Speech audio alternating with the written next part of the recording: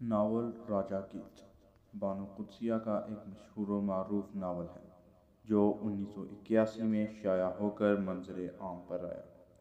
بانو قدسیہ 28 نومبر 1928 کو مشرقی پنجاب کے ضلع فیروز پور میں پیدا ہوئیں اور تقسیم ہند کے بعد لاہور آ گئیں۔ ان کے والد بدرالسماء ایک گورنمنٹ فارم کے ڈائریکٹر تھے اور ان کا انتقال 31 سال کی عمر میں ہو گیا تھا۔ اس وقت ان کی والدہ ذاکرہ بیگم کی عمر صرف 27 برس تھی۔ بانو قدسیہ کی اپنی عمر اس وقت 3.5 سال تھی۔ بانو قدسیہ نے پہلا ڈرامہ 5ویں جماعت میں لکھا۔ یہ ان کی پہلی کاوش تھی۔ اس ڈرامے کو اسکول بھر میں فرسٹ پرائز کا حقدار ٹھہرایا گیا۔ ایم اے اردو کرنے کے دوران اشفاق احمد کی حوصلہ افزائی پر ان کا پہلا افسانہ داماندگی شوق 1950 میں اس وقت کے ایک سرکردہ ادبی جریدے ادب لطیف میں شائع ہوا۔ 1949 میں انہوں نے گورنمنٹ کالج لاہور میں ایم اے اردو میں داخلہ لیا۔ یہاں پر اشفاق احمد ان کے کلاس فیلو تھے۔ دونوں کی مشترکہ دلچسپی ادب پڑھنا اور لکھنا تھا۔ دسمبر 1956 میں بانو قدسیہ کی شادی اشفاق احمد سے ہو گئی۔ دونوں لکھاری تھے اور ادب سے گہرا شغف رکھتے تھے۔ شادی کے بعد دونوں رائٹرز کام میں جٹ گئے۔ 1 سال بعد انہوں نے ادبی رسالے داستان گو کا اجرا کیا۔ تمام کام خود کرتے تھے۔ رسالے کا سر ورق بانو قدسیہ کے بھائی پرویز کا فن کمال ہوتا تھا جو ایک آرٹسٹ تھے۔ 4 سال تک داستان گو کا سلسلہ چلا مگر پھر اسے بند کرنا پڑا۔ اشفاق احمد ریڈیو پر اسکرین رائٹر تھے۔ وہ دونوں ریڈیو کے لیے ڈرامے لکھتے تھے۔ ٹیلی ویژن نیا ملک میں آیا تو اس کے لیے اشفاق احمد اور بانو قدسیہ مسلسل لکھنے لگے۔ اشفاق احمد کی کوئی سیریز ختم ہوتی تو بانو قدسیہ کی سیریل شروع ہو جاتی تھی۔ ٹی وی پر بانو قدسیہ کا پہلا ڈرامہ سدھراں تھی، جبکہ اشفاق احمد کی پہلی سیریز ٹاہلی تھلے تھی۔ بانو قدسیہ کا پنجابی میں لکھنے کا تجربہ ریڈیو کے زمانے میں ہی ہوا۔ ریڈیو پر انہوں نے 1965 تک لکھا، پھر ٹی وی نے انہیں بے حد مصروف کر دیا۔ بانو قدسیہ نے ٹی وی کے لیے کئی سیریل اور طویل ڈرامے تحریر کیے جن میں دھوپ، جلی، خانہ بدوش، کلو اور پیا نام کا دیا جیسے ڈرامے شامل ہیں۔ راجہ گدھ 1981 میں شائع ہونے والا ناول راجہ گدھ بانو قدسیہ کی حقیقی شناخت بنا۔ موضوع کے لحاظ سے یہ ناول در حقیقت ہمارے معاشرے کے مسائل کا ایک ایسا تجزیہ ہے جو اسلامی روایت کے عین مطابق ہے، اور وہ لوگ جو زندگی، موت اور دیوانگی کے حوالے سے تشکیلی مراحل سے گزر رہے ہیں، بالخصوص ہمارا نوجوان طبقہ، ان کے لیے یہ ایک گراں قدر حیثیت کا حامل ناول ہے۔ یہ ناول مڈل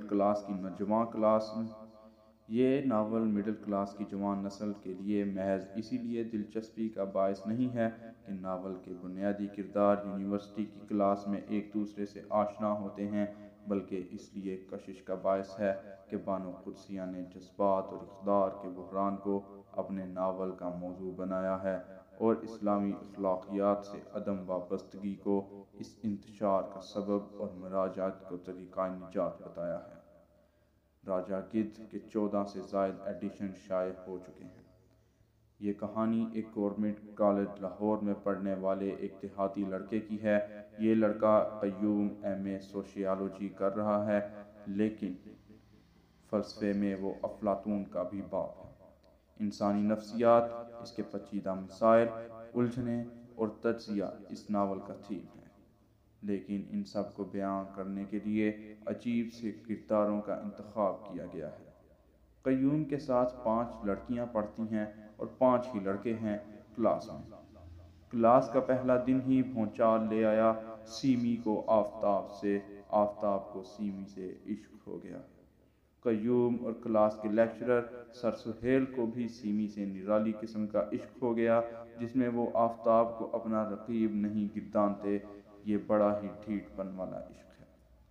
سیمی ایک بیوروکریٹ کی بیٹی ہے جس کا باپ سیمی کی ہم عمر لڑکیوں سے ناجائز تعلقات ایسے رکھتا ہے جیسے وہ اس پر حلال کی گئی ہوں۔ سیمی کی ماں ڈھلتی عمر میں شوہر کو قابو کرنے میں ناکام ہو چکی ہے۔ والدین کی ناچاقیوں سے تنگ آ کر وہ ہاسٹل میں رہائش پذیر ہے اور اپنی زندگی اپنے باپ سے بھی زیادہ آزادانہ انداز میں گزار رہی ہے۔ اس کی زندگی میں انجوائمنٹ ہی سب سے بڑی خوشی ہے۔ آفتاب کے عشق نے اس کو جس طرح ساتویں آسمان پر پہنچایا، بالکل اسی طرح زمین کی 7ویں تہ میں گاڑ دیا جب آفتاب کی بے نے اس کو بطور بہو قبول کرنے سے انکار کر دیا۔ آفتاب پاکستان کے سب سے بڑے قالین فروش کا اکلوتا بیٹا ہے۔ اس کی منگنی اپنے ماموزاد سے ہو چکی ہے۔ شروع میں اسے آئیڈیل شخصیت دکھایا گیا، مگر مصنفہ نے اس سے فلسفہ چھڑوانے کے چکر میں خود اس کی شخصیت کا کچرا کر ڈالا۔ آفتاب نے والدین کی رضا کے لیے زیبا سے شادی کر لی۔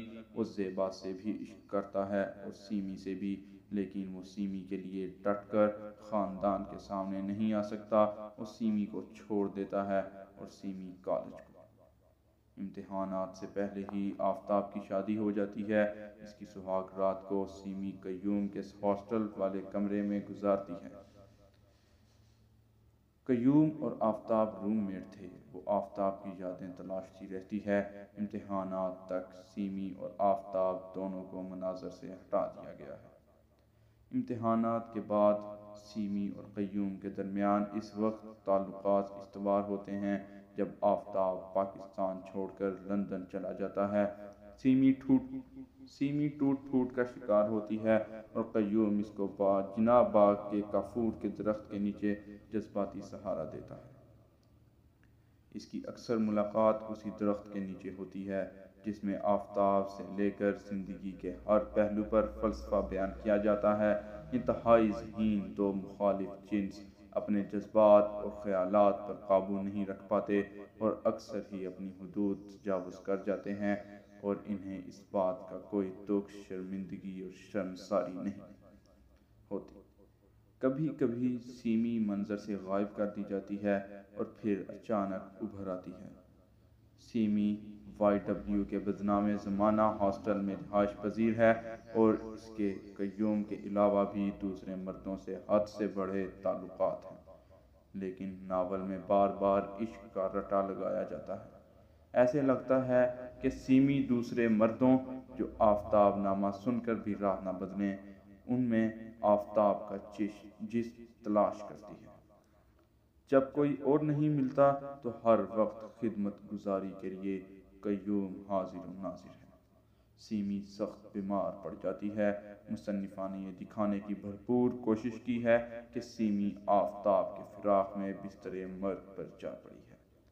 سیمی ایک ہسپتال میں قیوم کے پیسوں پر زیر علاج ہوتی ہے کہ ایک رات خواب آور گولیاں نگل کر خودکشی کر لیتی ہے۔ قیوم کا دماغی توازن یہیں بگڑنا شروع ہو جاتا ہے۔ وہ مختلف مناظر دیکھتا ہے جن کا حقیقی دنیا سے کوئی تعلق نہیں۔ یہ تب تک ہوتا ہے جب تک کوئی اور عورت اس کی زندگی میں نہیں آ جاتی۔ یہی حالت رہتی ہے۔ وہ چرس بھی پیتا ہے۔ اس دوران انسانی زندگی کا تجزیہ کیا جاتا ہے، مختلف روحانی راز کھولے جاتے ہیں، نفسیاتی الجھنوں کا حل نکالا جاتا ہے۔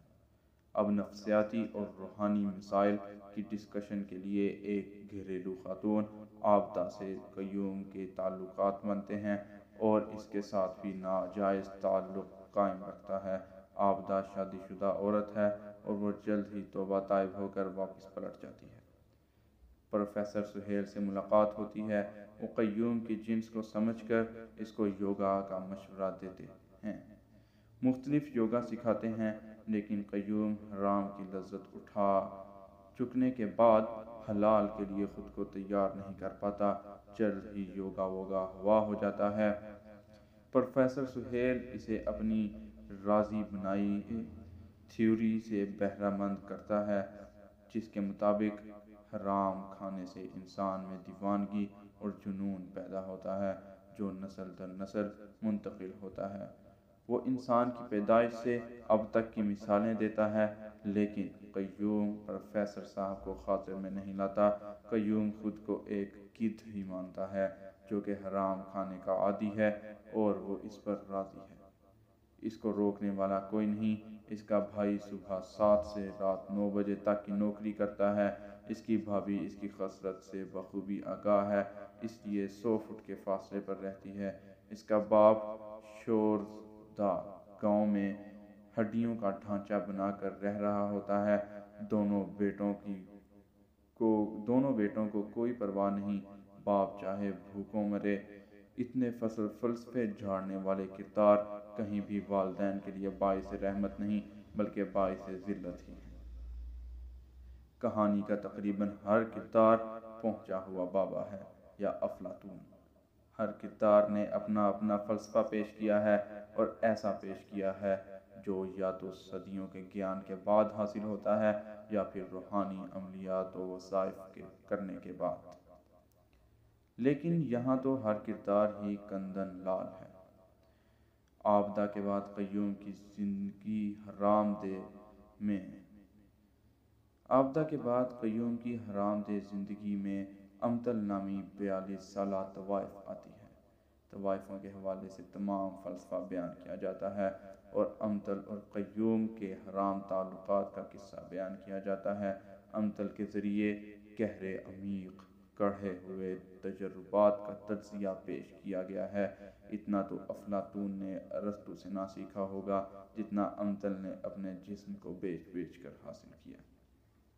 اگر کسی کو زندگی کا فلسفہ سمجھنا ہو تو مڈل کلاس طوائف سے وقت لے۔ ویسے عام طور پر طوائفیں مردوں کی جنس کے علاوہ کسی اور تجربے میں صفر علم رکھتی ہیں۔ آخرکار بانو قدسیہ کو کافور کے درخت کے نیچے بیٹھے امتل طوائف سے سارا فلسفہ جڑوا کر یاد آ ہی گیا کہ وہ ایک ان پڑھ جسم فروش ہے۔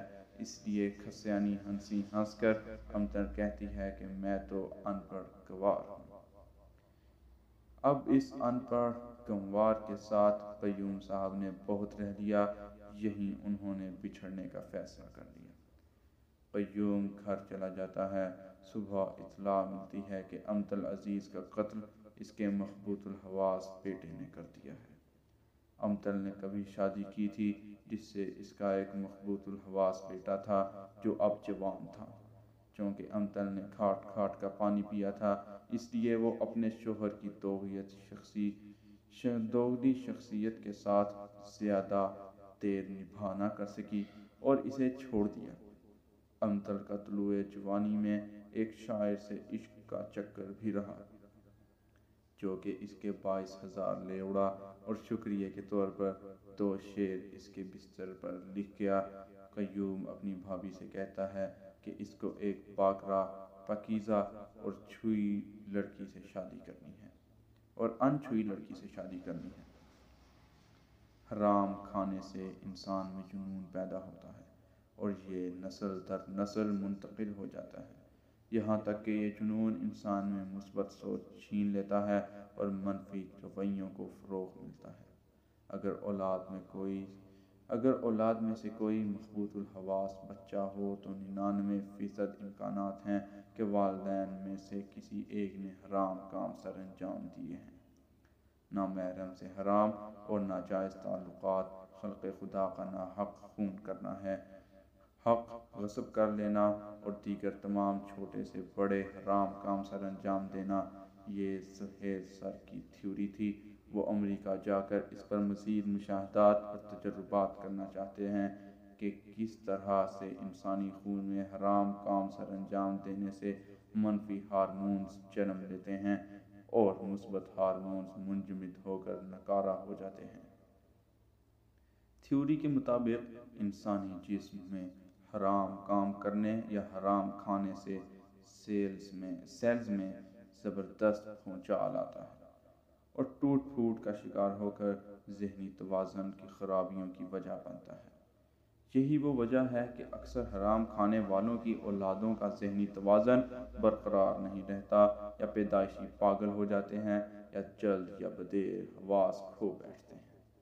لیکن یہ پاگل پن نجات دہندہ ہے۔ قیوم کی شادی ایک باکردار لڑکی روشن سے ہو جاتی ہے۔